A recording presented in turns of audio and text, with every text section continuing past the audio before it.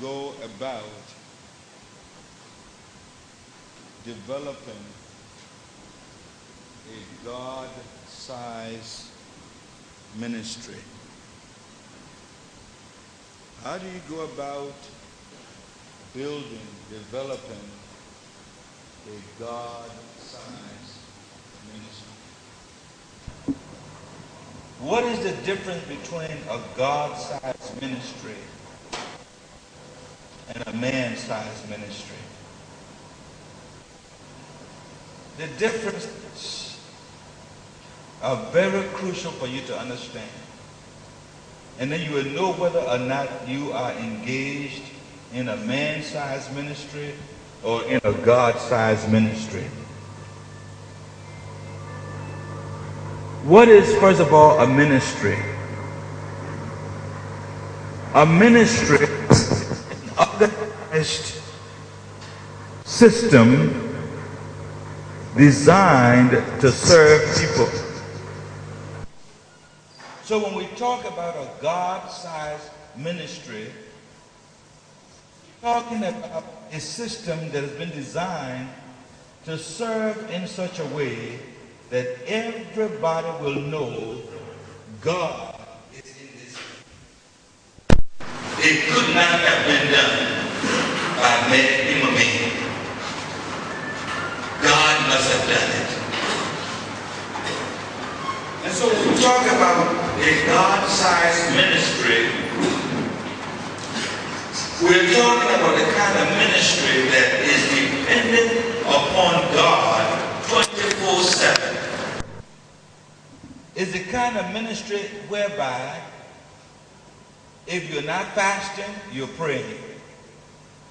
If you're not praying, you're fasting. But continuously, your focus is on being in the presence of God and making sure God is pleased with whatever you are doing.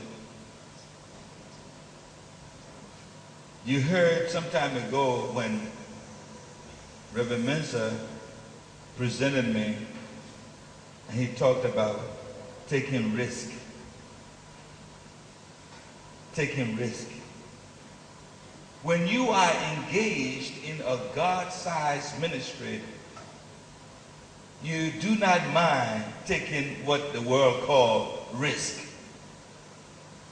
Because you know in whom you have put your trust. You know on whose shoulders you are leaning. And when you are leaning on the everlasting arm, you are not afraid of what it is that you want to step out to do. A God-sized ministry has no limits. Let me say that again. That a God-sized ministry has no limit. You see, because if you put limit on it, it is not God-sized. Are there any limit with God? The scripture tells us that with God, all things are what? Possible. Now we have heard that so many times, that with God all things are possible. What do you mean when you say with God all things are possible? What do you mean? I'm asking you a question. Anyone, what does it mean when you say that with God all things are possible?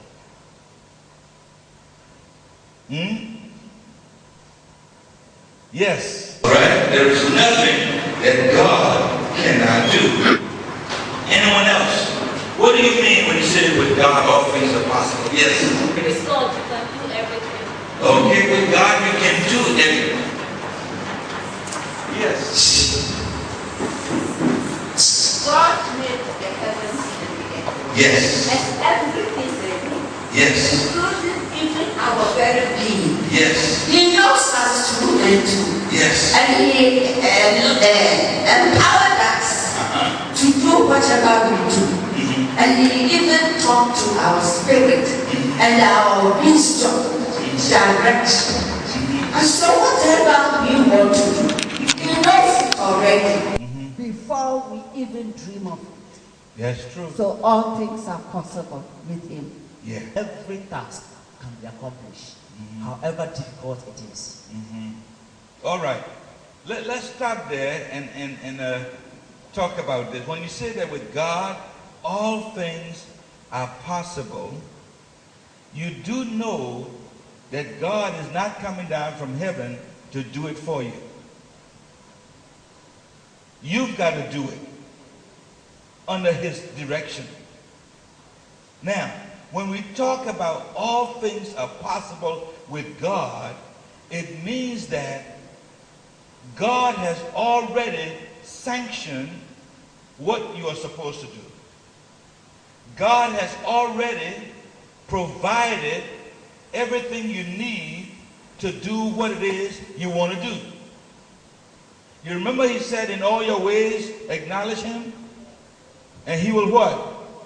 Direct your path. So God has already master planned the work. He said, I have a plan for your life. God has a plan for your life and ministry. But now it is up to you to work out the possibilities. For example, if you want to go from here to Kumasi, it is possible for you to go, right? It is very possible for you to go, right? Now, what are the ways to make that possibility realized? What are the means and ways by which you can get to Kumasi? Huh? You can do what? You can go by road, by air. You can walk. You can go by rail. What else? You can decide to walk. Cycling. What else?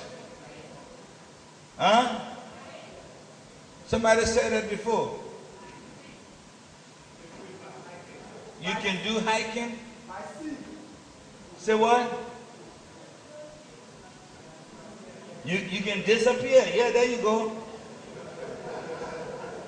You know, you here today, you disappear tomorrow, and you end up in Kumasi.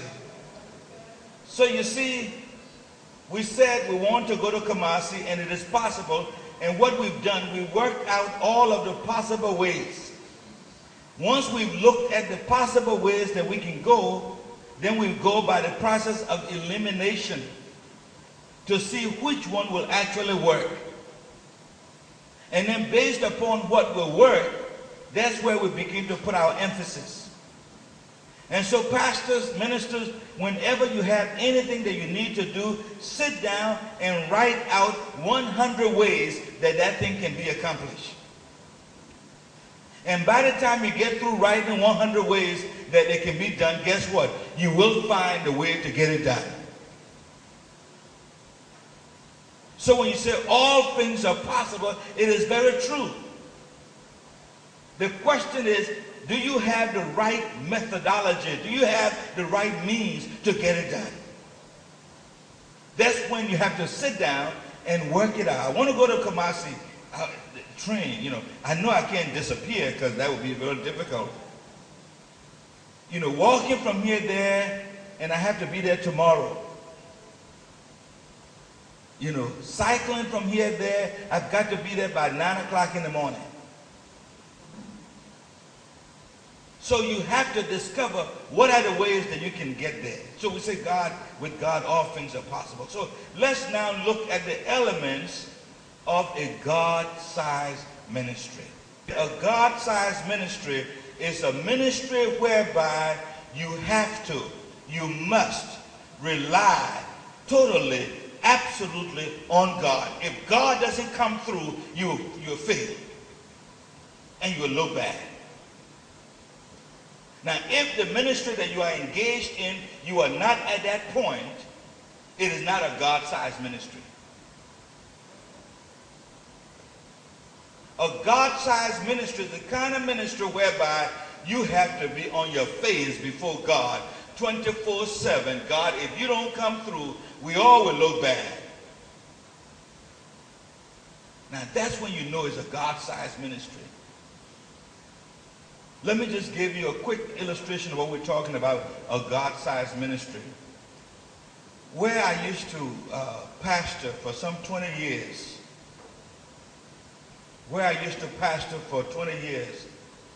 it was a God-sized ministry. It was a God-sized ministry. When we went to that place in 1992, we owned one building that was probably from here to the end of that wall. And this was it. Where those banana trees are, we didn't own it. Out here in the courtyard, we didn't own it. The only thing we owned was like from here to that wall. That's all we owned. And the church had been there over 100+ years.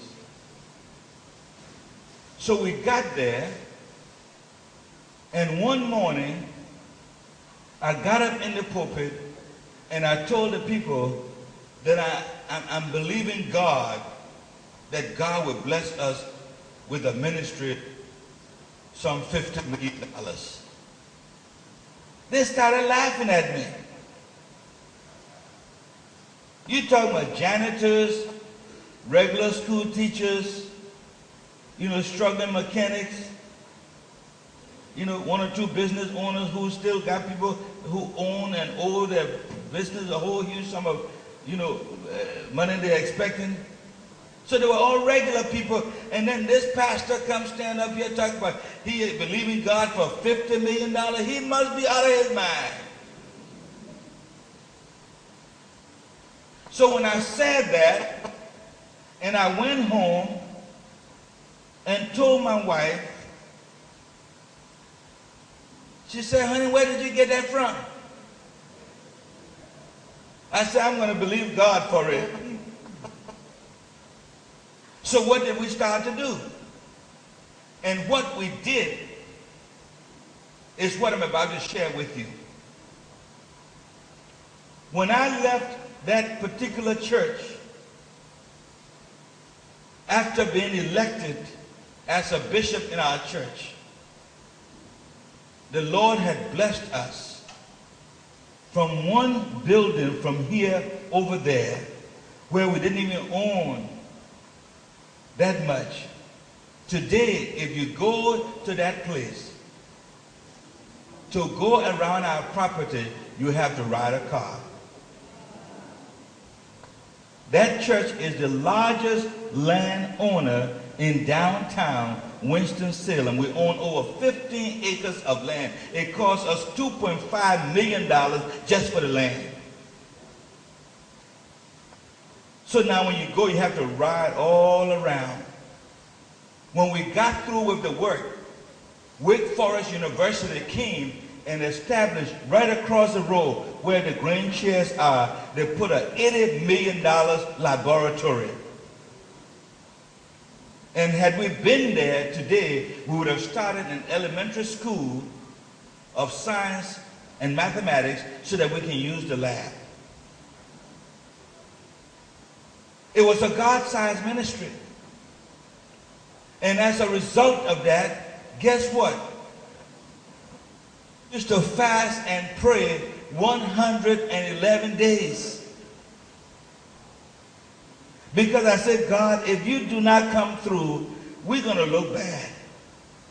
So every year, 50 days we fasted. 40 days we fasted.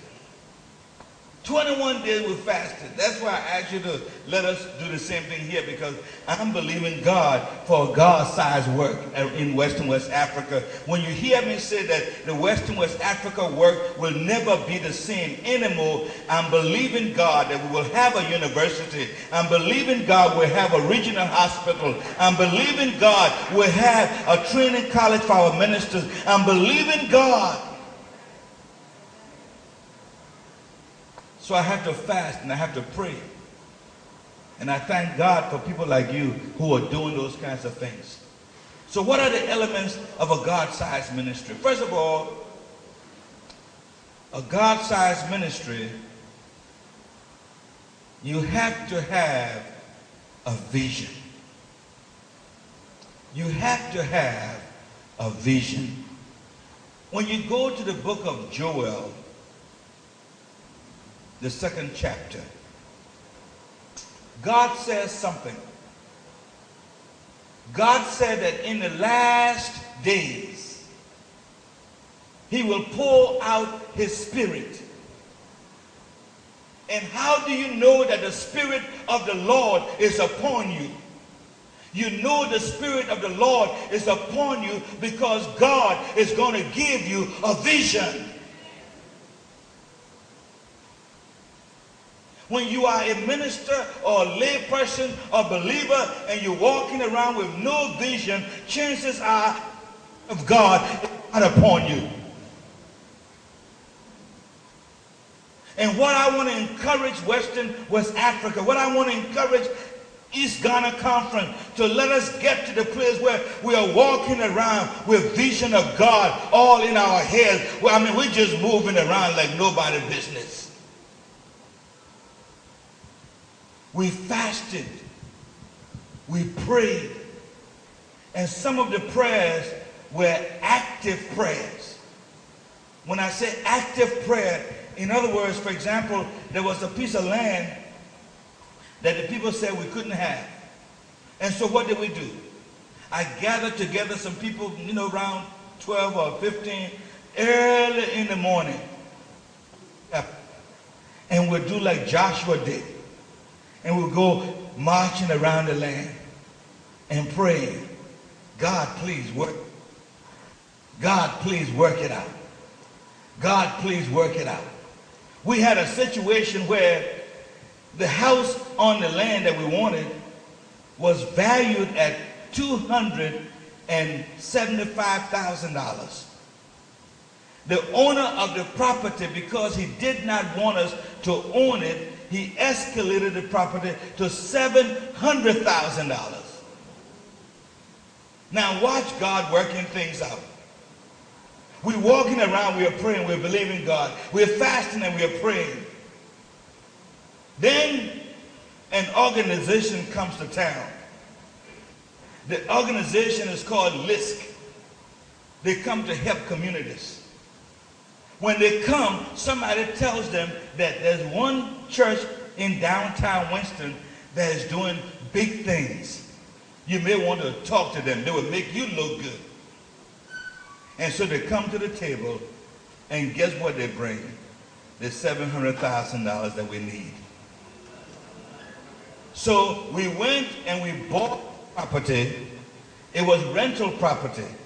We bought the property, then we hired the owner to run the property for us.